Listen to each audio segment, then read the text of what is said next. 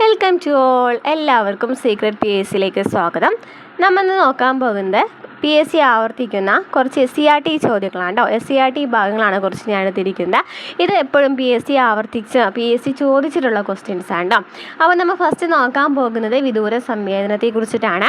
അതിനു മുമ്പായിട്ട് നമ്മുടെ ക്ലാസ്സുകൾ കാണാത്തവരുണ്ടെന്നുണ്ടെങ്കിൽ പോയി ക്ലാസ്സുകൾ കാണാട്ടോ. ഓരോ ചാപ്റ്റർ വൈസ് ആയിട്ട് നമ്മൾ ക്ലാസ്സുകൾ എടുത്തിട്ടുണ്ട്. അതുപോലെ തന്നെ നമ്മുടെ ചാനലിൽ പുതിയ SCERT ക്ലാസ്സുകളും പ്രീവിയസ് ക്വസ്റ്റ്യൻ ആൻസേഴ്സ് ഒക്കെ ചെയ്തുകൊണ്ടിരിക്കുന്നുണ്ട് കേട്ടോ. അപ്പോൾ നമുക്ക് ഇന്നത്തെ ക്ലാസ്സിലേക്ക് പോകാം. ഞാൻ പറഞ്ഞു വിദൂര സംവേദനത്തെ കുറിച്ചിട്ട് കഴിഞ്ഞ പ്രിലിംസിന് ചോദിച്ചിട്ടുണ്ടായിരുന്നു അല്ലേ. അപ്പോൾ നമുക്ക് നോക്കാം. ഭൂതല ഛായാഗ്രഹണം, അതായത് പ്ലാറ്റ്ഫോമിനെ അടിസ്ഥാനമാക്കിയിട്ടുള്ള വർഗീകരണത്തെ കുറിച്ചിട്ടാണ് പറയുന്നത്. വിദൂര സംവേദനം വെച്ച് എന്താണ്? ഉപഗ്രഹങ്ങൾ ഉപയോഗിച്ചിട്ട് നമ്മൾ ഫോട്ടോസ് എടുക്കുക അല്ലേ. ക്യാമറകളും സ്കാനറുകളൊക്കെ ഉപയോഗിച്ചിട്ട് നമ്മൾ വിവരം ശേഖരിക്കുന്നതിനെയാണ് എന്തെന്ന് പറയുന്നത്? വിദൂര സംവേദനം എന്ന് പറയുന്നത്. അപ്പം അങ്ങനെ ചെയ്തതിന് ശേഷം നമുക്കിതിനെ 3ആയിട്ട് വർഗീകരിക്കുന്നുണ്ടെന്നാണ് പറയുന്നത്. അതായത് ഭൂതല ഛായാഗ്രഹണം, ആകാശീയ വിദൂര സംവേദനം, ഉപഗ്രഹ വിദൂര സംവേദനം. ഇതിൽ ആകാശീയ വിദൂര സംവേദനം ചോദിച്ചിട്ടുണ്ട് കേട്ടോ.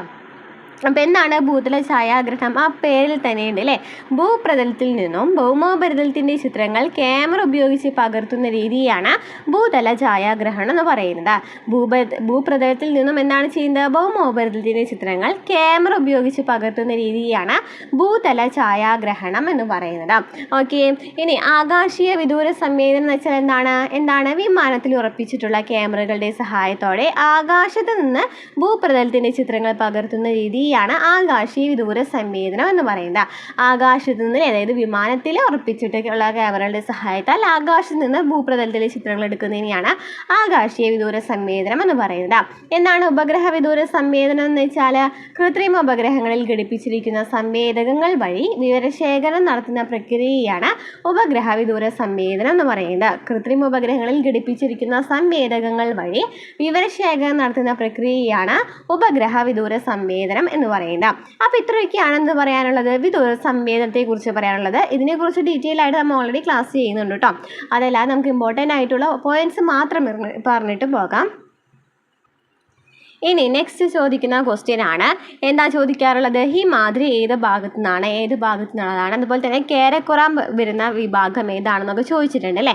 അപ്പം നമുക്കറിയാം ഉത്തരപർവ്വത മേഖലയെ കുറിച്ചിട്ട് 3ആയിട്ട് ഡിവൈഡ് ചെയ്തിട്ടുണ്ട് അല്ലേ. ഉത്തരപർവ്വത മേഖല എന്ന് പറയുന്നത് 3ആയിട്ട് ഡിവൈഡ് ചെയ്തിട്ടുണ്ട്. ഏതൊക്കെയാണ്?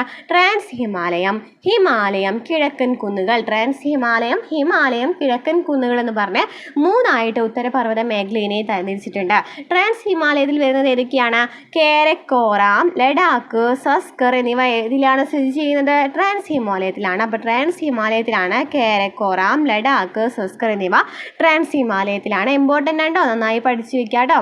ചോദിക്കാറുണ്ട് നന്നായിട്ട്. അതുപോലെ തന്നെ ഹിമാലയത്തെ ഹിമാദ്രി, ഹിമാചൽ, സിവാലിക് എന്ന് പറഞ്ഞിട്ട് ഡിവൈഡ് ചെയ്തിട്ടുണ്ട്. ഹിമാലയത്തെ ഹിമാദ്രി, ഹിമാചൽ, സിവാലിക് എന്ന് പറഞ്ഞ് ഡിവൈഡ് ചെയ്തിട്ടുണ്ട്.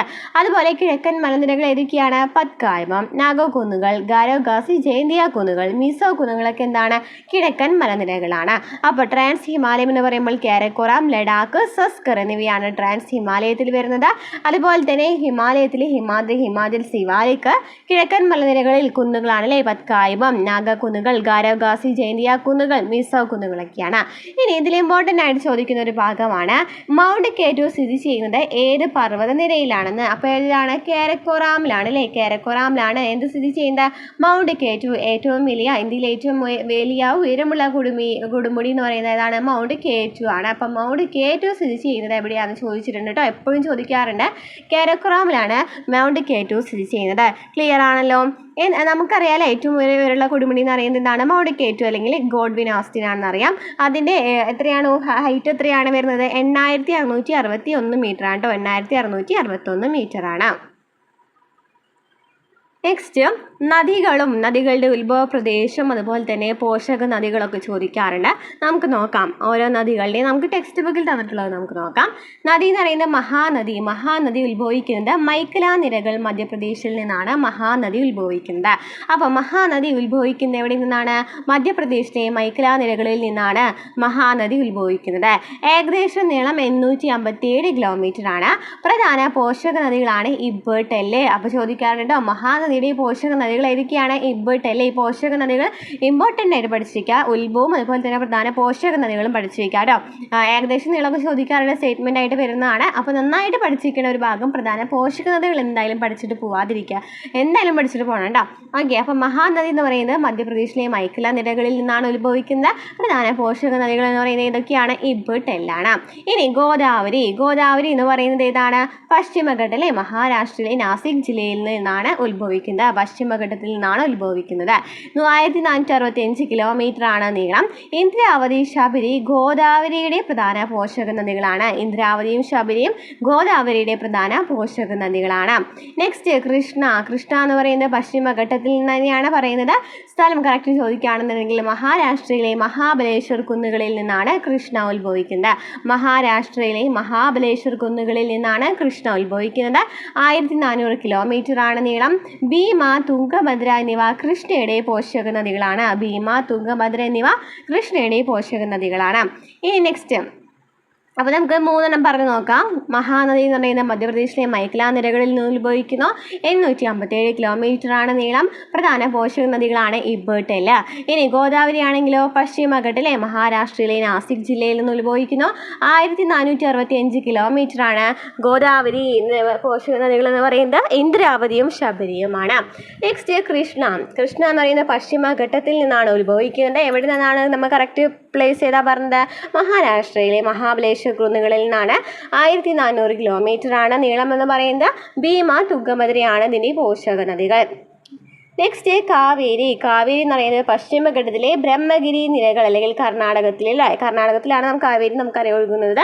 അപ്പോൾ പശ്ചിമഘട്ടത്തിലെ ബ്രഹ്മഗിരി നിരകൾ, കർണാടകത്തിലെ ബ്രഹ്മഗിരി നിരകളിൽ നിന്നാണ് കാവേരി ഉത്ഭവിക്കുന്നത്. ഇനി 800 കിലോമീറ്റർ ആണ് നീളം എന്ന് പറയുന്നത്. കബനി, അമരാവതി എന്നിവ കാവേരിയുടെ പോഷക നദികളാണ്. കബനി, അമരാവതി എന്നിവ കാവേരിയുടെ പോഷക നദികളാണ്. നെക്സ്റ്റ് നർമ്മദാ നദി. നർമ്മദാ നദി ചോദിക്കാറുണ്ട്, എപ്പോഴും ചോദിക്കാറുണ്ട് കേട്ടോ. നർമ്മദാ നദി എന്ന് പറയുന്നത് ഛത്തീസ്ഗഡിലെ മൈക്കല നിരകളിൽ നിന്നാണ് ഉത്ഭവിക്കുന്നത്. ഛത്തീസ്ഗഡിലെ മൈക്കല നിരകളിൽ നിന്ന് ഉത്ഭവിക്കുന്നു. 1312 കിലോമീറ്റർ ആണ് നീളം. ഹിരൺ ബഞ്ചനാണ് എന്നിവ പോഷക നദികൾ ചോദിക്കുകയാണെങ്കിൽ ഹിരൺ ബഞ്ചനാണ്. ഇനി താപ്തി. താപ്തി എന്ന് പറയുന്നത് മുന്തായ് പീഠഭൂമി, മധ്യപ്രദേശിലെ ബൈതുൽ ജില്ലയിലെ മുന്തായ് പീഠഭൂമിയിൽ നിന്ന് ഉത്ഭവിക്കുന്നു. 724 കിലോമീറ്റർ ആണ് നീളം എന്ന് പറയുന്നത്.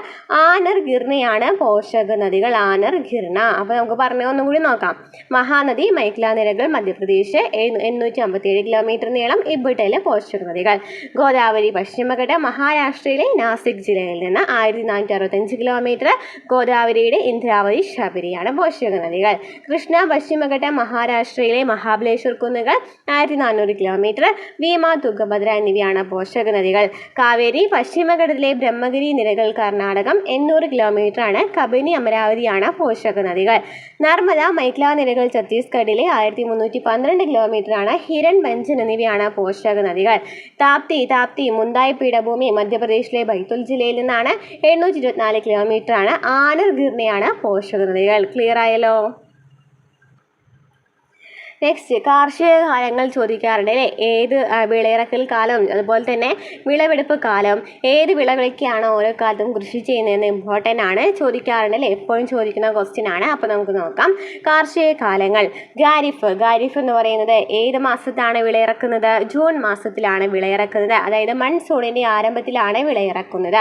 വിളവെടുക്കുന്നത് നവംബർ ആദ്യവാരത്താണ് വിളവെടുക്കുന്നത് നവംബർ ആദ്യവാരത്തിൽ അല്ലെങ്കിൽ മൺസൂണിൻ്റെ അവസാന കാലത്താണ്. ഇനി പ്രധാന വിളകൾ ഏതൊക്കെയാണ്? നെല്ല്, ചോളം, പരുത്തി, തിനവിളകൾ, ചണം, കരിമ്പ്, നിലക്കടല എന്നിവയാണ് പ്രധാന വിളകൾ.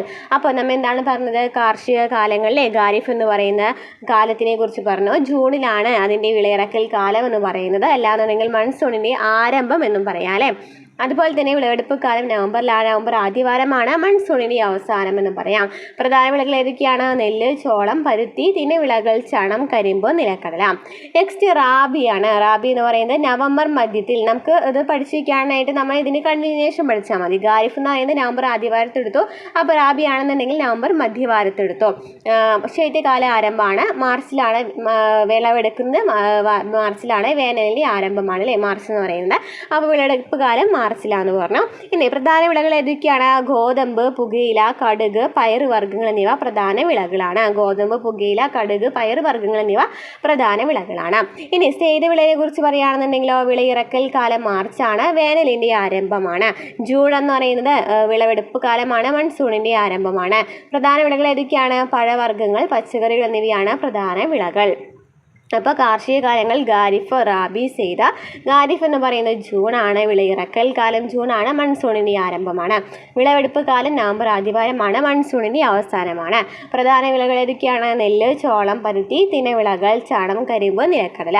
റാബി എന്ന് പറയുന്നത് വിളയിറക്കൽ കാലം നവംബർ മധ്യമാണ്, ശൈത്യകാല ആരംഭമാണ്, മാർച്ചിലാണ് വിളവെടുക്കുന്നത്, വേനലിൻ്റെ ആരംഭമാണ്.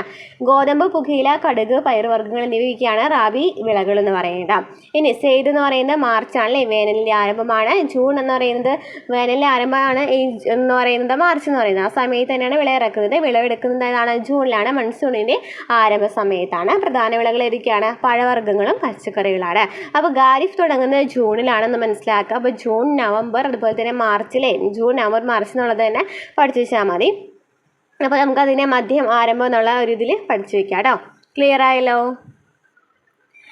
പിന്നെ എപ്പോഴും ചോദിക്കുന്നതാണല്ലേ, ഇപ്പം നമ്മൾ പറഞ്ഞ കാർഷിക കാലങ്ങളുടെ വിളകളുണ്ടല്ലോ, അതെപ്പോഴും ചോദിക്കുന്നതാണ്. ഓരോന്നിൻ്റെയും മഴ എത്രയാണ്, അതുപോലെ തന്നെ താപനില ഒക്കെ ചോദിക്കാറുണ്ട് അല്ലേ. അപ്പോൾ നമുക്ക് ഇന്നത്തെ ക്ലാസ്സിൽ ഒരു ഇത് മാത്രം നോക്കാം. നമുക്ക് ഓരോരോ ക്ലാസ്സുകളിലായിട്ട് ഓരോ വിളകൾ നോക്കി പോകാം. അതായിരിക്കും നല്ലതല്ലാന്നുണ്ടെങ്കിൽ ഫുള്ള് കൺഫ്യൂഷൻ വരും അല്ലേ. അപ്പോൾ നമുക്ക് ഫസ്റ്റ് നെല്ലിനെ കുറിച്ച് നമുക്ക് നോക്കാം. നെല്ലെന്ന് പറയുന്നത് ഏത് വിളയാണെന്നാണ് നമ്മൾ പറഞ്ഞത്? നെല്ല് ഏത് വിളയാണെന്നാണ് പറഞ്ഞത്? നോക്കിയേ, ഏത് വിളയായിരുന്നു നെല്ല് നമ്മൾ പറഞ്ഞത്? ഖാരിഫ് വിളയാണല്ലേ. നെല്ലെന്ന് പറയുന്നത് ഖാരിഫ് വിളയാണ്. സമയം നമ്മൾ പറഞ്ഞിട്ടുണ്ടായിരുന്നു അല്ലേ. അപ്പോൾ നമുക്ക് നെല്ലിനെ കുറിച്ച് പറയുകയാണെന്നുണ്ടെങ്കിൽ ഇന്ത്യയിലെ മുഖ്യ ഭക്ഷ്യവിള എന്ന് പറയുന്നത് ഇതാണ്, നെല്ലാണ്. ഇന്ത്യയിലെ മുഖ്യ ഭക്ഷ്യവിള എന്ന് പറയുന്നത് നെല്ലാണ്. അതൊരു ഖാരിഫ് വിളയാണ്. ഇനി എക്കൽ മണ്ണാണ് നെൽകൃഷിക്ക് ഏറ്റവും അനുയോജ്യം. നെൽകൃഷിക്ക് ഏറ്റവും അനുയോജ്യമായ മണ്ണെന്ന് പറയുന്നത് ഏതാണ്? എക്കൽ മണ്ണാണ് നെൽകൃഷിക്ക് ഏറ്റവും അനുയോജ്യമായ മണ്ണ്. ഉയർന്ന താപനിലയും ധാരാളം മഴയും നെൽകൃഷിക്ക് ആവശ്യമാണ്. അപ്പോൾ എന്താണ്? ഒക്കെ കൂടുതലാണല്ലേ നെല്ലിന് ആവശ്യം. ഉയർന്ന താപനില, അതായത് 24 ഡിഗ്രി സെൽഷ്യസിന് മുകളിലാണ്. ധാരാളം മഴ എന്ന് വെച്ചാൽ എത്രയാണ്? 150 സെൻറ്റിമീറ്ററിലും കൂടുതൽ മഴ ആവശ്യമാണ് നെൽകൃഷിക്ക്. മഴ കുറഞ്ഞ പ്രദേശങ്ങളിലും ജലസേചന സൗകര്യത്തോടെ നെൽകൃഷി ചെയ്തു വരുന്നു. അപ്പം നല്ല താപനിലയാണ്, പക്ഷെ അവിടെ മഴ കുറവാണെന്നുണ്ടെങ്കിലും ജലസേചനം ഉപയോഗിച്ചിട്ട് അവിടെ കൃഷി ചെയ്ത് വരുന്നുണ്ട്. നദീതടങ്ങളിലും തീരസമതലങ്ങളിലുമാണ് മുഖ്യമായും നെൽകൃഷി ചെയ്യുന്നത്. നെൽകൃഷി ചെയ്യുന്നത് എവിടെയാണ്? കൂടുതലും നദീതടങ്ങളിലും തീരസമുദ്രങ്ങളിലുമാണ് മുഖ്യമായിട്ടും നെൽകൃഷി ചെയ്യുന്നത്. സിവാലിക് പർവ്വത ചെരിവുകളിലും തട്ടുകളാക്കി നെൽകൃഷി ചെയ്തു വരുന്നു. സിവാലിക് പർവ്വത ചെരിവുകളിലും തട്ടുകളാക്കിയിട്ട് നെൽകൃഷി ചെയ്തു വരുന്നുണ്ട്. അപ്പോൾ എന്തൊക്കെയാണ് പറഞ്ഞത് നെല്ലിനെ കുറിച്ചിട്ട്? ഇന്ത്യയിലെ മുഖ്യ ഭക്ഷ്യവിളയാണ് നെല്ല്, ഖാരിഫ് വിളയാണ്. അപ്പോൾ 2 പോയിന്റ് കിട്ടിയാലോ? എക്കൽ മണ്ണാണ് നെൽകൃഷിക്ക് ഏറ്റവും അനുയോജ്യം എന്ന് പറയുന്നത്. ഉയർന്ന താപനിലയും ഉയർന്ന മഴയും ആവശ്യമാണ്. 150 സെൻറ്റിമീറ്റർ കൂടുതൽ അല്ലേ. ഇനിയിപ്പോൾ മഴയില്ല, ഉയർന്ന മഴ ഇല്ലാന്നുണ്ടെങ്കിൽ കൂടി അവിടെ ജലസേചന സൗകര്യങ്ങൾ ഉപയോഗിച്ച് ചെയ്യുന്നുണ്ട്. ഇനി എവിടെയൊക്കെയാണ് കൂടുതലായിട്ട് കൃഷി ചെയ്യുന്നത്? നദീതടങ്ങളിലും തീരസമുദ്രങ്ങളിലുമാണ് മുഖ്യമായിട്ടും നെൽകൃഷി ചെയ്യുന്നത്. സിവാലിക് പർവ്വത ചെരിവുകളും തട്ടുകളാക്കിയിട്ട് നെൽകൃഷി ചെയ്യുന്നുണ്ട്. ഓക്കെ, ക്ലിയർ ആയല്ലോ അല്ലേ? നെല്ലെന്ന് പറയുന്നത് ക്ലിയർ ആയല്ലോ. അപ്പോൾ നമുക്ക് ഇനി അടുത്ത ടോപ്പിക്ക് നോക്കാം. ഇനി നമുക്ക് ഇരുമ്പയിര് നിക്ഷേപങ്ങൾ നോക്കാം. അതായത് ഇതൊക്കെ ഗണന മേഖലകൾ ഏതൊക്കെയാണ് ഓരോ സംസ്ഥാനത്തിൻ്റെയും നോക്കാം. കാരണം ഇത് കഴിഞ്ഞ 10th പ്രിലിംസിൻ്റെ എല്ലാ ക്വസ്റ്റ്യൻ പേപ്പറിലും ഓരോന്ന് ചോദിക്കാറുണ്ടല്ലേ. ഓരോ ഖനികൾ എവിടെയാണെന്നും ഏത് സംസ്ഥാനത്താണെന്നൊക്കെ ചോദിച്ച് കണ്ടിട്ടുണ്ട്. അപ്പോൾ നമുക്ക് നോക്കാം. ഒഡീഷയിൽ ഏതൊക്കെയാണ് വരുന്നത്? ഒഡീഷയിലെ പ്രധാന ഖനന മേഖലകളാണ് സുന്ദർഗഡ്, മയൂർഭഞ്ച്, ജാർ. സുന്ദർഗഡ്, മയൂർഭഞ്ച്, ജാർ എന്നിവയാണ് ഒഡീഷയിലെ പ്രധാന ഖനന മേഖല. ജാർഖണ്ഡിൻ്റെ സിഗ്ബം ദുർഗാണ്. ജാർഖണ്ഡിൻ്റെ ഏതൊക്കെയാണ്? സിഗ്ബം ദുർഗാണ് ജാർഖണ്ഡിൻ്റെ പ്രധാന ഖനന മേഖല എന്ന് പറയുന്നത്. സിഗ്ബം ദുർഗാണ്. ഇനി കർണാടകയുടെ ഏതാണ്? കർണാടകയുടെ ബെല്ലാരി, ചിക്കമംഗ്ലൂർ, ഷിമോഗ, ചിത്രദുർഗ് എന്നിവയാണ്. കർണാടകയുടെ ബെല്ലാരി, ചിക്കമംഗ്ലൂർ, ഷിമോഗ, ചിത്രദുർഗ് എന്നിവയാണ് കർണാടകയുടെ പ്രധാന ഖനന മേഖലകൾ. ബെല്ലാരി, ചിക്കമംഗ്ലൂർ, ഷിമോഗ, ചിത്രദുർഗ്. ഇനി ഗോവയുടെ മർമ്മഗോവയാണ്. തമിഴ്നാടിൻ്റെ സേലം, നീലഗിരിയാണ്. അപ്പോൾ ഒഡീഷയിലെ പ്രധാന ഖനന മേഖല ഏതൊക്കെയാണ്? സുന്ദർഗഡ്, മയൂർഭഞ്ച്, ജാർ. ജാർഖണ്ഡിൻ്റെ സിഗ്ബം ദുർഗ്. കർണാടക ബെല്ലാരി, ചിക്കമംഗ്ലൂർ, ഷിമോഗ, ചിത്രദുർഗ്. ഗോവയുടെ മർമ്മഗോവ. തമിഴ്നാടിൻ്റെ സേലം, നീലഗിരി എന്നിവയാണ് പ്രധാന ഖനന മേഖലകൾ. ഇനി നെക്സ്റ്റ് നമ്മൾ കണ്ട് പ്രീവിയസ് ക്വസ്റ്റ്യൻ പേപ്പേഴ്സ് റിവിഷൻ ചെയ്തപ്പോൾ കണ്ടിട്ടുള്ള ഒരു സംഭവമാണ് അല്ലേ, വിഴിഞ്ഞം തുറമുഖ പദ്ധതിയെ കുറിച്ചിട്ട്. വിഴിഞ്ഞം എവിടെയാണ് സ്ഥിതി ചെയ്യുന്നത്? വിഴിഞ്ഞം ആഴക്കടലിലെ വിവിധ ഉദ്ദേശ തുറമുഖ യാഥാർത്ഥ്യമാകുന്നതോടെ കേരളത്തിലെ 2 പ്രധാന തുറമുഖങ്ങളാകും.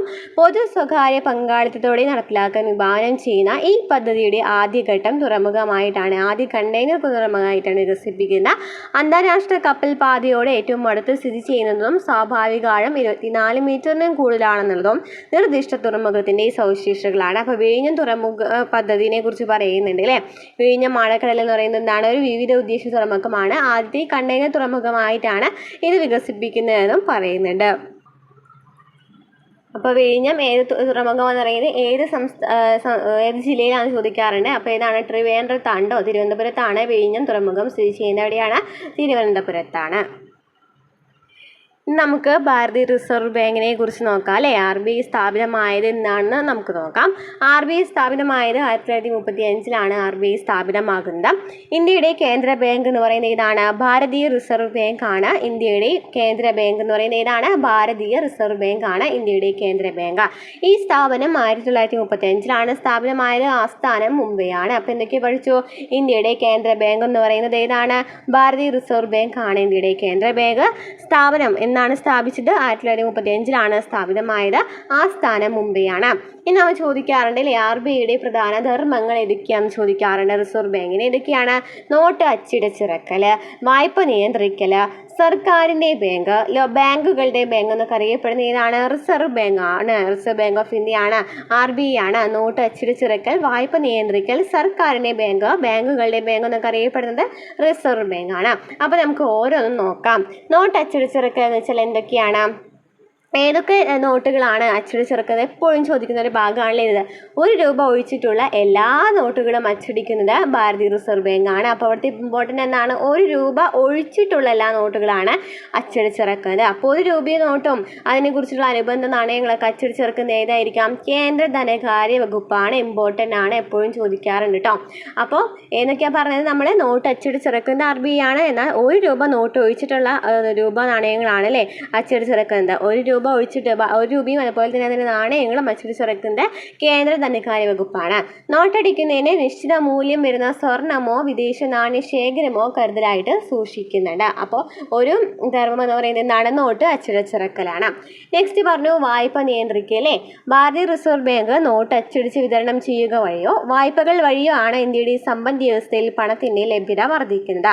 അപ്പോൾ ഭാരതീയ റിസർവ് ബാങ്ക് നോട്ട് അച്ചടിച്ച് വിതരണം ചെയ്യുക വഴിയോ അല്ലെങ്കിൽ വായ്പകൾ വഴിയോ ആണ് അവയുടെ സമ്പദ് വ്യവസ്ഥയിൽ പണത്തിൻ്റെ ലഭ്യത വർദ്ധിക്കുന്നത്. വായ്പയുടെ നിയന്ത്രണം റിസർവ് ബാങ്കിന് ഒരു പ്രധാന ചുമതലയാണ്. അപ്പോൾ വായ്പയുടെ നിയന്ത്രണം എന്ന് പറയുന്നത് റിസർവ് ബാങ്കിന് എന്താണ്? ഒരു പ്രധാന ചുമതലയാണ്. പലിശ നിരക്കിൽ മാറ്റം വരുത്തിയാണ് ഇത് സാധിക്കുന്നത്. പലിശ നിരക്ക് കൂടുമ്പോൾ വായ്പയുടെ അളവ് കുറയും. പലിശ നിരക്ക് കൂടുമ്പോൾ എന്ത് സംഭവിക്കും? വായ്പയുടെ അളവ് കുറയും. പലിശ നിരക്ക് കുറയുമ്പോൾ വായ്പയുടെ അളവ് കൂടുന്നു. അപ്പോൾ വായ്പ നിയന്ത്രിക്കൽ എന്ന് പറയുന്നത് ആരുടെ ചുമതലയാണ്? RBIയുടെ ചുമതലയാണ്. നെക്സ്റ്റ് നമ്മൾ പറഞ്ഞു സർക്കാരിൻ്റെ ബാങ്ക് ആണെന്നല്ലേ. സർക്കാരിൻ്റെ ബാങ്കാന്ന് പറഞ്ഞു. എന്താണ് പറയാൻ കാരണം? കേന്ദ്ര സംസ്ഥാന സർക്കാരുകളുടെ ബാങ്കായിട്ട് പ്രവർത്തിക്കുക എന്നത് റിസർവ് ബാങ്കിൻ്റെ ധർമ്മമാണ്. ഇതനുസരിച്ച് കേന്ദ്ര സംസ്ഥാന സർക്കാരുകളിൽ നിന്ന് നിക്ഷേപങ്ങൾ സ്വീകരിക്കുകയും അവർക്ക് വായ്പ നൽകുകയും മറ്റു ബാങ്കിങ് സേവനങ്ങൾ നൽകുകയും ചെയ്യുന്നു. അതായത് കേന്ദ്ര സംസ്ഥാന സർക്കാരുകളിൽ നിന്നും നിക്ഷേപങ്ങൾ സ്വീകരിക്കുന്നുണ്ട്. അതുപോലെ തന്നെ അതിനുള്ള വായ്പ നൽകുന്നുണ്ട്. അത് മറ്റു ബാങ്ക് സേവനങ്ങളും ഇവർ നൽകുന്നുണ്ട്. സർക്കാരുകൾക്കായി ചെയ്യുന്ന ഈ സേവനങ്ങൾക്ക് യാതൊരു പ്രതിഫലം ഇവർ വാങ്ങിക്കുന്നില്ല. അപ്പോൾ സർക്കാരിൻ്റെ ബാങ്ക് എന്നറിയപ്പെടുന്നത് റിസർവ് ബാങ്ക് ഓഫ് ഇന്ത്യയാണ്. കേന്ദ്ര സംസ്ഥാന സർക്കാരുകളുടെ ബാങ്കായി പ്രവർത്തിക്കുന്നത് റിസർവ് ബാങ്കിൻ്റെ ധർമ്മമാണ്. ഇതനുസരിച്ച് കേന്ദ്ര സംസ്ഥാന സർക്കാരുകളിൽ നിന്ന് നിക്ഷേപങ്ങൾ സ്വീകരിക്കുകയും അവർക്ക് വായ്പ നൽകുകയും മറ്റു ബാങ്കിങ് സേവനങ്ങൾ നൽകുകയും ചെയ്യുന്നത് ഏതാണ്? സർക്കാരിൻ്റെ ബാങ്കായിട്ടുള്ള ഏതാണ്? റിസർവ് ബാങ്കാണ്. സർക്കാരുകൾക്കായിട്ട് ചെയ്യുന്ന ഈ സേവനങ്ങൾക്ക് അവർ യാതൊരു പ്രതിഫലവും വാങ്ങിക്കുന്നില്ല. ഇനി നെക്സ്റ്റ് എന്താണ്? ബാങ്കുകളുടെ ബാങ്കിനെ കുറിച്ചിട്ടാണ് പറയുന്നത്. ബാങ്കുകളുടെ ബാങ്കിനെ കുറിച്ചിട്ടാണ് പറയുന്നത്. അപ്പോൾ നമുക്ക് നോക്കാം. എല്ലാ ബാങ്കുകളുടെയും അമരക്കാരനാണ് റിസർവ് ബാങ്ക് എന്ന് പറയുന്നത്. എല്ലാ ബാങ്കുകളുടെയും അമരക്കാരൻ എന്നറിയപ്പെടുന്നത് ഏതാണ്? റിസർവ് ബാങ്കാണ്. ബാങ്കുകളുടെ പ്രവർത്തനങ്ങളെ സഹായിക്കുകയും ബാങ്കുകൾക്ക് ഉപദേശം നൽകുകയും ചെയ്യുക എന്നത് റിസർവ് ബാങ്കിന്റെ ധർമ്മമാണ്. ബാങ്കുകളുടെ പ്രവർത്തനങ്ങളെ സഹായിക്കുകയും ബാങ്കുകൾക്ക് ഉപദേശം നൽകുക എന്ന് ചെയ്യുന്നതും എന്താണ്? റിസർവ് ബാങ്കിന്റെ ധർമ്മമാണ്. റിസർവ് ബാങ്ക് എല്ലാ ബാങ്കുകളുടെയും പണസംബന്ധമായ കാര്യങ്ങളുടെ അവസാന ആശ്രയമായാണ് പ്രവർത്തിക്കുന്നത്. റിസർവ് ബാങ്ക് എല്ലാ ബാങ്കുകളുടെയും പണസംബന്ധമായ കാര്യങ്ങളുടെ അവസാന ആശ്രയമായിട്ടാണ് പ്രവർത്തിക്കുന്നത്. അപ്പോൾ ബാങ്കിനെ കുറിച്ച് പറഞ്ഞാൽ എന്താണ്? എല്ലാ ബാങ്കുകളുടെയും അമരക്കാരനാണ് റിസർവ് ബാങ്ക്. ബാങ്കുകളുടെ പ്രവർത്തനങ്ങളെ സഹായിക്കുകയും ബാങ്കുകൾക്ക് ഉപദേശം നൽകുകയും ചെയ്യുക എന്നത് റിസർവ് ബാങ്കിന്റെ ധർമ്മമാണ്. റിസർവ് ബാങ്ക് എല്ലാ ബാങ്കുകളുടെയും പണസംബന്ധമായ കാര്യങ്ങളുടെ അവസാന ആശ്രയമായിട്ടാണ് പ്രവർത്തിക്കുന്നത്. എല്ലാ ബാങ്കുകളുടെയും നിയന്ത്രണമായിട്ടുള്ള പരമോന്നത ബാങ്ക് എന്ന് പറയുന്നത് റിസർവ് ബാങ്കാണ്. നമുക്ക് മനസ്സിലായില്ലേ? രാജ്യത്ത് പ്രവർത്തിക്കുന്ന മറ്റു ധനകാര്യ സ്ഥാപനങ്ങളെ നിയന്ത്രിക്കുകയും ആവശ്യമായ നിർദ്ദേശങ്ങളും ഉപദേശങ്ങളും നൽകുകയും ചെയ്യുന്നത് റിസർവ് ബാങ്കാണ്.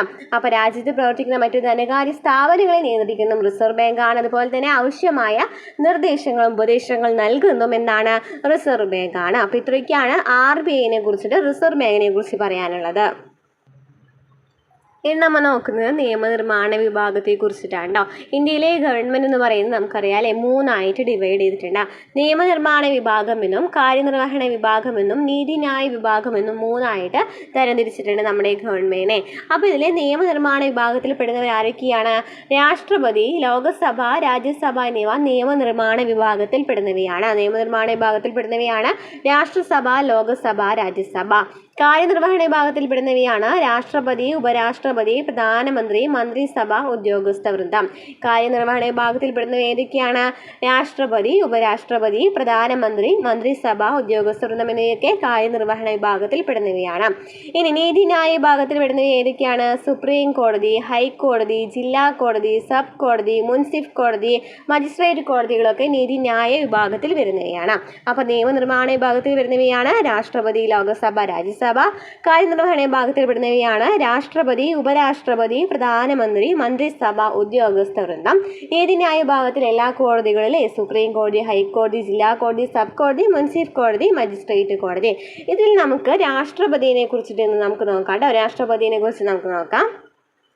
അപ്പോൾ രാഷ്ട്രപതി എന്ന് പറയുന്നത് കാര്യനിർവഹണ വിഭാഗത്തിൽ പെടുന്നവയാണെന്ന് പറഞ്ഞു അല്ലേ. ഇന്ത്യയിൽ 2 തലങ്ങളിലുള്ള കാര്യനിർവഹണ വിഭാഗമാണുള്ളത്. കേന്ദ്ര കാര്യനിർവഹണ വിഭാഗവും സംസ്ഥാന കാര്യനിർവഹണ വിഭാഗവും. അപ്പോൾ 2 തരത്തിലുള്ള കാര്യനിർവഹണ വിഭാഗങ്ങളുണ്ട്. ഏതൊക്കെയാണ്? കേന്ദ്ര കാര്യനിർവഹണ വിഭാഗവും സംസ്ഥാന കാര്യനിർവഹണ വിഭാഗവും. ഈ രാഷ്ട്രപതിയും കേന്ദ്രമന്ത്രിമാരും ഉദ്യോഗസ്ഥ വൃന്ദമൊക്കെ കേന്ദ്ര കാര്യനിർവഹണ വിഭാഗത്തിൽ പെടുന്നവയാണ്. രാഷ്ട്രപതി, കേന്ദ്രമന്ത്രിമാര്, ഉദ്യോഗസ്ഥ വൃന്ദമൊക്കെ കേന്ദ്ര കാര്യനിർവഹണ വിഭാഗത്തിൽ പെടുന്നവയാണ്. എന്തായാലും വേറെ പരീക്ഷകളിലൊക്കെ പഠിച്ച് ജോലി വാങ്ങിച്ചിട്ടുള്ള, ഇപ്പോൾ PSC അല്ലെങ്കിൽ SSC ഒക്കെ ആയിട്ട് ജോലി വാങ്ങിച്ചിട്ടുള്ള ഉദ്യോഗാർത്ഥികളുണ്ടല്ലോ, അവർക്ക് കറക്റ്റായിട്ട് എന്തുണ്ടായിരിക്കാം? കറക്റ്റായിട്ട് ഒരു പ്രായപരിധി ഉണ്ടായിരിക്കും. അതുപോലെ തന്നെ കറക്റ്റ് എഡ്യൂക്കേഷൻ ക്വാളിഫിക്കേഷൻ ഉണ്ടായിരിക്കും. അവർക്ക് കറക്റ്റ് എന്തുണ്ടായിരിക്കും? സമയം ഉണ്ടായിരിക്കും അല്ലേ. കാലാവധി എന്ന് പറയുന്നത് കറക്റ്റ് ഒരു സമയം ഉണ്ടായിരിക്കും. അതൊക്കെയാണെന്നുണ്ടെങ്കിൽ നമ്മൾ എന്തെന്ന് പറയാം? അതിന് നമുക്കിതെന്ന് പറയാം സ്ഥിര കാര്യനിർവഹണ വിഭാഗം എന്ന് പറയാം. അപ്പോൾ നമ്മൾ പറഞ്ഞത് എന്താണ്? കേന്ദ്ര കാര്യനിർവഹണ വിഭാഗത്തിലെ രാഷ്ട്രപതിയും കേന്ദ്രമന്ത്രിമാരും ഉദ്യോഗസ്ഥ വൃന്ദങ്ങളുണ്ട്. രാഷ്ട്രപതിയും കേന്ദ്രമന്ത്രിമാരും തിരഞ്ഞെടുക്കപ്പെട്ടവരാണല്ലേ. തിരഞ്ഞെടുക്കപ്പെട്ടവരായ കാരണം ഇവരെ രാഷ്ട്രീയ കാര്യനിർവഹണ വിഭാഗം എന്നാണ് പറയുന്നത്. എന്നാൽ ഉദ്യോഗസ്ഥർ യോഗ്യതയുടെ അടിസ്ഥാനത്തിൽ നിയമിക്കപ്പെടുന്നവയാണ്. ഇവയെ സ്ഥിര കാര്യനിർവഹണ വിഭാഗം എന്നാണ് പറയുന്നത്. വിരമിക്കുന്നവർ സർവീസിൽ തുടരുന്നവയായിരിക്കാം.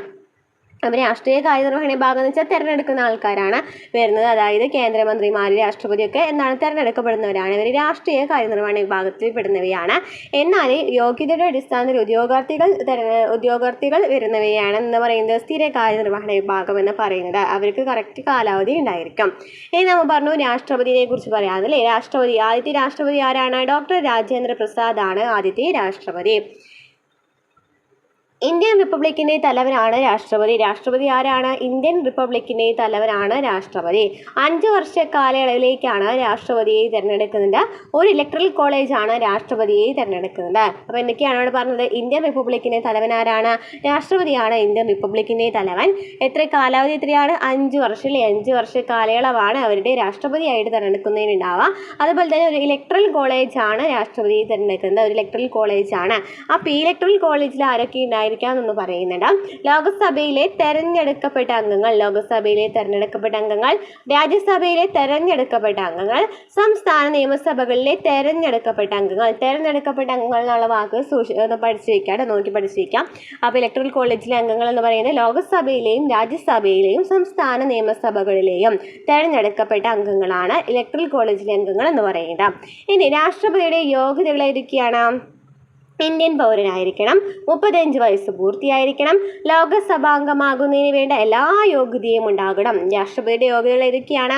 ഇന്ത്യൻ പൗരനായിരിക്കണം, 35 വയസ്സ് പൂർത്തിയായിരിക്കണം, ലോകസഭാംഗമാകുന്നതിന് വേണ്ടിയിട്ടുള്ള എല്ലാ യോഗ്യതയും ആർക്കുണ്ടായിരിക്കണം? രാഷ്ട്രപതിക്ക് ഉണ്ടായിരിക്കണം. അപ്പോൾ കേന്ദ്ര ഗവൺമെൻറ്റിൻ്റെ എല്ലാ കാര്യനിർവഹണ അധികാരങ്ങളും രാഷ്ട്രപതിയിൽ നിക്ഷിപ്തമാണ്. മന്ത്രിസഭയുടെ ഉപദേശം അനുസരിച്ചാണ് ഈ ചുമതലകൾ അദ്ദേഹം നിർവഹിക്കുന്നത്. അപ്പോൾ എല്ലാ ചുമതലകളും രാഷ്ട്രപതിക്കുണ്ട്, എന്നാലും രാഷ്ട്രപതിക്ക് സ്വന്തം അധികാരം വെച്ച് ചെയ്യാനായിട്ട് പറ്റില്ല.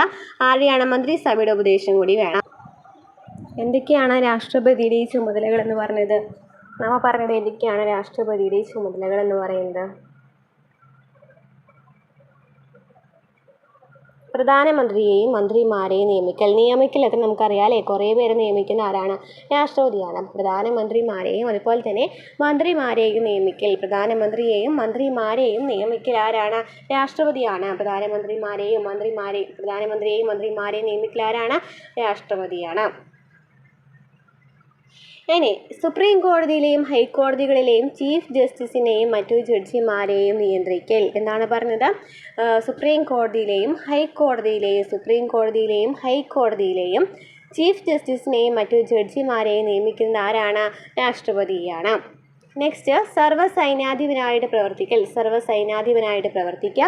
അതുപോലെ തന്നെ രാജ്യസഭയിലേക്ക് 12 അംഗങ്ങളെയും ലോകസഭയിലേക്ക് 2 അംഗങ്ങളെയും നാമനിർദ്ദേശം ചെയ്യുന്നു. രാജ്യസഭയിലേക്ക് 12 അംഗങ്ങളെയും ലോകസഭയിലേക്ക് 2 അംഗങ്ങളെയും നാമനിർദ്ദേശം ചെയ്യുന്നത് ആരാണ്? രാഷ്ട്രപതിയാണ്. പാർലമെന്റ് പാസ്സാക്കിയ ബില്ലുകൾക്ക് ലാസ്റ്റ് അംഗീകാരം നൽകുന്നത് രാഷ്ട്രപതിയാണല്ലേ. നമ്മൾ രാഷ്ട്രപതിയിലേക്ക് ലാസ്റ്റ് ഒപ്പുവയ്ക്കാൻ പോകുന്നുണ്ട്, ലോകസഭയിലും രാജ്യസഭയിലും ഒപ്പ് വാങ്ങിച്ചതിന് ശേഷം. അപ്പോൾ പാർലമെന്റ് പാസ്സാക്കിയ ബില്ലുകൾക്ക് അന്തിമ തീരുമാനം അംഗീകാരം നൽകുന്ന ആരാണ്? രാഷ്ട്രപതിയാണ്. ആവശ്യമായി വന്നാൽ രാജ്യത്ത് അടിയന്തരാവസ്ഥ പ്രഖ്യാപിക്കലും ആരുടെയാണ്? രാഷ്ട്രപതിയുടെ ചുമതലയാണ്. ദയാഹർജിയിൽ തീർപ്പ് കൽപ്പിക്കലും രാഷ്ട്രപതിയുടേതാണ്. തീർപ്പ് കൽപ്പിക്കൽ എന്ന് പറയുന്നതും രാഷ്ട്രപതിയുടെ ചുമതലയാണ്. അപ്പോൾ എന്തൊക്കെയാണ് രാഷ്ട്രപതിയുടെ ചുമതലകൾ?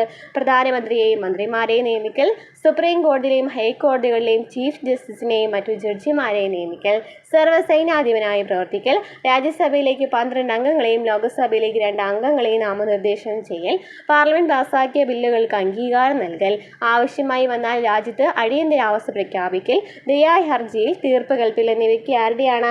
രാഷ്ട്രപതിയുടെ ചുമതലകളാണ്. അപ്പോൾ ഇത്രയൊക്കെയാണ് നമ്മൾ ഇന്നത്തെ ക്ലാസ്സിൽ ഉൾക്കൊള്ളിച്ചിരിക്കുന്നത് കേട്ടോ. പ്രധാനപ്പെട്ട SCERT പോയിന്റ്സ് ആണ്. ഇനിയും നമുക്ക് കുറേ ഉണ്ടല്ലോ SCERT ബേസ്ഡ് പറയാനായിട്ട്. അപ്പോൾ നമുക്ക് അടുത്ത ക്ലാസ്സുകളിൽ വീണ്ടും കാണാം കേട്ടോ. നമുക്ക് അടുത്ത ക്ലാസ് ഇതുമായിട്ട് വരാം. പ്രധാനപ്പെട്ട SCERT പോയിന്റ്സും അതുപോലെ തന്നെ പ്രീവിയസ് ക്വസ്റ്റ്യൻ ആൻസേഴ്സ് വെച്ചിട്ട് അതുമായി ബന്ധപ്പെട്ട SCERT പോയിന്റ്സ് ഒക്കെ നമ്മൾ ഓൾറെഡി ചെയ്യുന്നതായിരിക്കും കേട്ടോ. അപ്പോൾ നമ്മുടെ ക്ലാസ്സുകൾ ഇഷ്ടമാവുകയാണെന്നുണ്ടെങ്കിൽ സബ്സ്ക്രൈബ് ചെയ്യുക, സപ്പോർട്ട് ചെയ്യുക, കമൻറ്റ് ചെയ്യുക, ലൈക്ക് ചെയ്യുക. അപ്പോൾ നമുക്ക് അടുത്ത ക്ലാസ്സിനെ വീണ്ടും കാണാം.